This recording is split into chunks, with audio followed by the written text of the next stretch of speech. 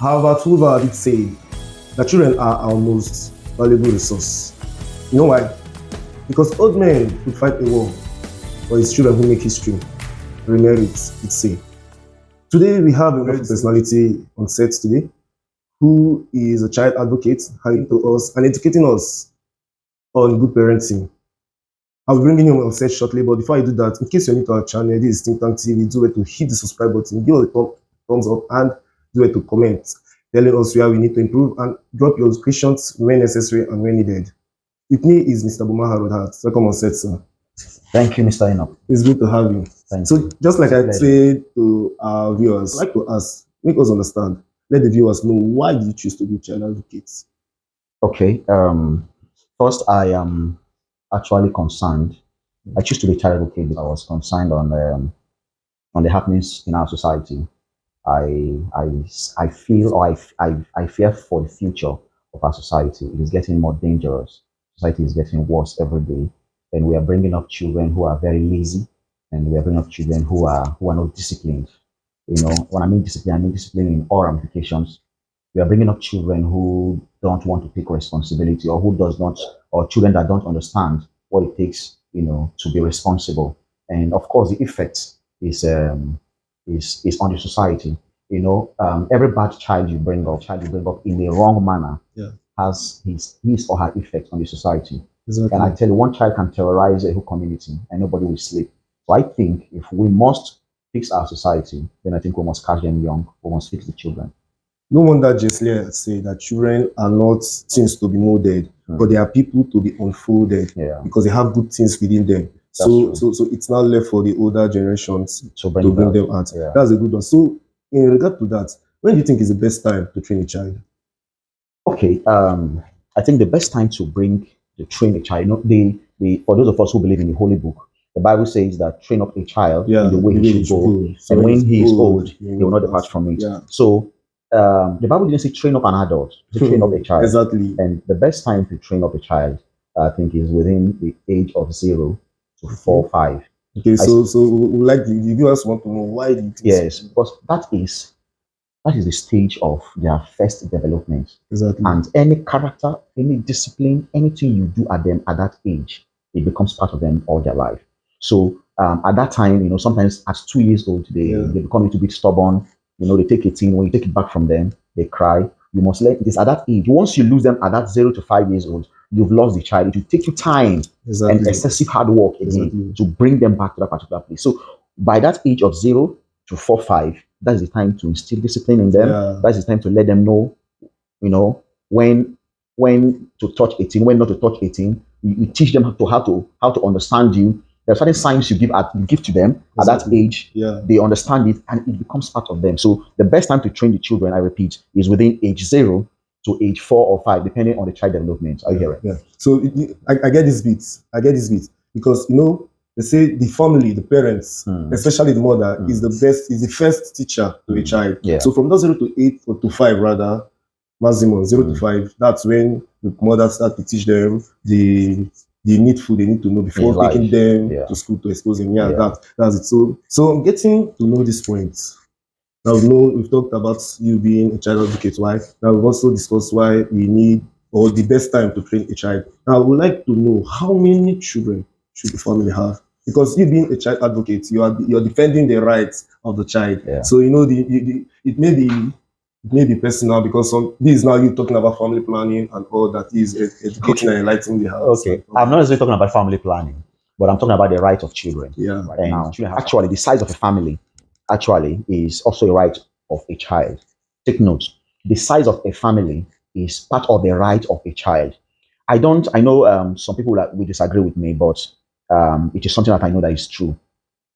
One child is not the best to bring up. Yes. One child at home is not the best. People will say, and this is built on the pillars of, my answers are going to be built on the pillars of number one, economic and economic consideration and proper social development of the children. So I give you my answer for how many children that we need to have is minimum of 2. A family needs to have minimum of 2. Now, the economic pillar is because I know that things are quite hard in this generation, and everybody's trying to work out, work out themselves just to get money to take care of the family, pay bills, pay school fees, and do other things. But if you look at it on the next pillar, which is very important to me, and is the right of that child, is the pillar of social development. The pillar of social development is because number one, every child needs to develop socially, and you need another child to help Yes. this other child develop. Exactly. So children are like, oh, just watch children, you can't play enough with a child in such a way that he understands. Yeah. Even when he's playing with you like an adult, Adults, you yeah. understand. But and there are certain signals and there are certain ways he wants to be treated that you may not understand. But another child understands him better. They understand each other. You see them talking in their own world, just being lost in their own world, 2 years or 3 years old. They can be giving themselves signs, looking at each other. They understand each other, but you don't understand. The way you understand them is sometimes when they talk verbally or when they cry. You understand them by words, by sound. But children look at each other, they understand. And even when you don't understand what they are saying, for instance, a child is doing blah, blah, blah, blah, blah, blah to another child. The other child understands the message. Exactly. You don't understand. Exactly. So they communicate. So now it helps them to develop socially. Now, for instance, where you're able to have two, you can have two and as many as your financial power can carry, minimum of two. But where you're able to have up to two children per house, fertility issue or other issues, you're able to have only one. I wouldn't advise that you just keep that child at home.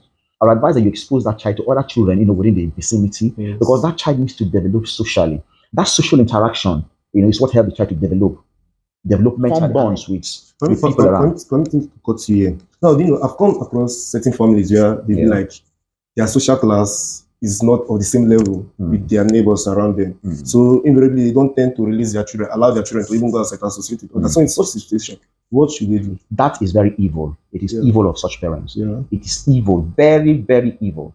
It is evil because, you see, they have kept the social development of that child. What those children, when they come out, most times they are either timid, naive, or sometimes they are very aggressive when they come out. Some tend to become introverts. You understand? Yeah. So you think you're doing that child good. You're actually not doing that child any good. Allow the child to come out, play with other children. Even dogs do. You see them jumping on each other. You see playing. That is how they develop. That's how they socialize. That's how they understand what the animal kingdom. You see puppies playing together. That is how it ought to be. It's for their social development. It helps them develop mentally and helps them to integrate themselves into this world that they have come into. Okay. So that's a good one. Viewers, I hope you get a good point from there. So it's talking about the social development, but there can always be a time frame, a schedule, and like putting eyes consciously on the children when giving them that social hands. Yeah. So before we go over to the next question, your uncle for today, my name is Hart Enoch. And then while we were talking, a message just came in, and it was like, how do we make children responsible? Okay. How do we make children responsible? Okay, that's a very because do you know I choose to take this question? Right, because we're talking about social development, and we know what's going on around us socially now in the society. So how can they, because they go out there, they learn both the good and the bad, how can the parents play an impact and a big role to that? Okay, remember we talked on the initial question you asked me was when do we start training children? When do we start, Now you see that question is actually the answer to this other question: how the children can be responsible. I tell you the truth. Each time you are doing everything for a child, it is outright wickedness. No, I use the word wickedness, and I'm very serious about it. Okay. Any parent that is doing everything for his or her child is actually a very wicked parent.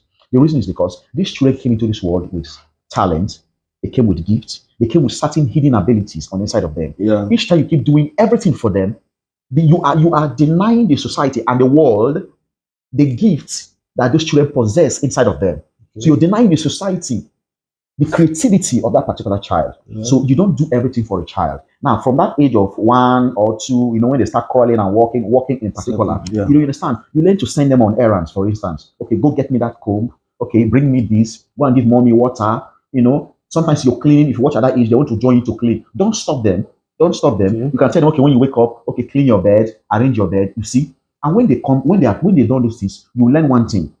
It's like puppies. When a dog does things, and very well, and what do? You give him a scratch on the head. Yeah. That's what that does is that you're trying to tell the child that what you have done is very well. So when child brings the water, I say, good girl or good boy. Oh, thank you, mommy loves you. Oh, mommy is grateful. So by so doing, they are inculcating that attitude of being responsible, and you must carry them along in everything you're doing in the house. Teach them. Now, secondly, you must also teach them. Now, that's also part of the social development. The next point I want to create. When you give birth to the first child, for instance, when the second child is coming, it is the right of the first child to know that the second child is coming. We just think it is not their right. You That's would what like, you would like to make us understand Yes, it is the right of the first child to know that the second child is coming. this. Okay. And why do you have to do that?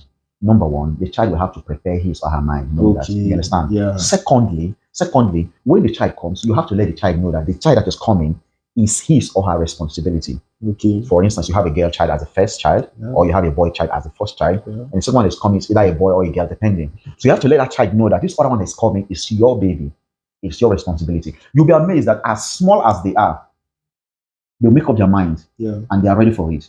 When you give birth to that child, tell them, stay and take care of your brother. I'm coming, let me get something. They will stay there. They will take care of that child. You said at that little age, they want to carry their brother, they want to carry their sister.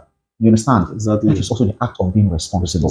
Okay. They are being responsible. So now it saves you the stress of you just trying to carry the two children at the same time, or you can't even step out to go and buy something or do something. You have already trained the first one to be responsible, and you've told him or her that the second child is his or her responsibility. Yeah. So the mind is ready to take that child, and he or she sees that child as her own child. So you see that they start nursing their younger ones at that particular time. If it is the boy, the male child, they start protecting, the other one, and the rest of it. So that's from that young age, you start teaching them how to be responsible in domestic activities. Not child. I'm not talking about child slavery. No. No. Yeah. I'm just talking about let them be part of the family. For this family to grow, it means that we prepare food that we eat. Okay, can you get me water? Okay, You understand? exactly, Okay, yeah. and then if it is to reward him with a little fish while you're doing fish, take good boy. you understand? And you start teaching them. That's how they become responsible. So when you're not there, they can live and exist alone. Okay. I tell you something.